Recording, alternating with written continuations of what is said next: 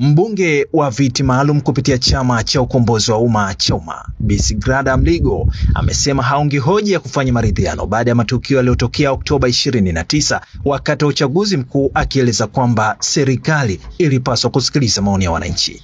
Bi Sigrada amesema kwamba yeye ni muumini wa kuzuia tukio na sio kufanya maridhiano baada ya tukio, kwani tukio hilo la Oktoba 29 lilikuwa likizungumzwa mtandaoni, hivyo serikali haikutakiwa kupuuza yale yaliyokuwa yanazungumzwa katika mitandao ya kijamii.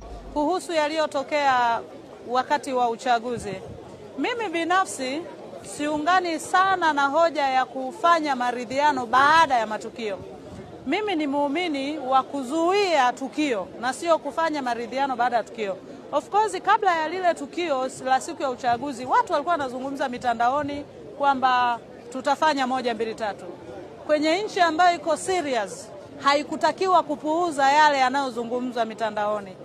Yale malalamiko ya wananchi hayakutakiwa kupuuzwa. Ndio maana yamepelekea haya yote yaliyotokea.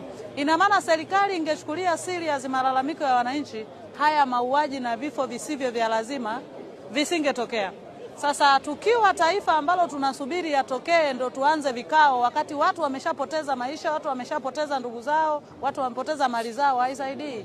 Kwa kifupi, yani kuanza maridhiano sasa hivi wakati watu wameshaumia, kwa kifupi tumechelewa kidogo. Ilitakiwa tuzuie kwa kusikiliza maoni ya Watanzania na kuona tunafanyaje. Twende kwenye hayo maridhiano tuone yaliyomo yamo. Alafu baada ya hapo tutatoka na msimamo mwingine. Kwa upande mwingine, akizungumzia hotuba ya Rais wa Jamhuri ya Muungano wa Tanzania Daktari Samia Suluhu Hassan wakati akifungua bunge la 13 jijini Dodoma, amesema, nimesikiliza hotuba ya Mheshimiwa Rais.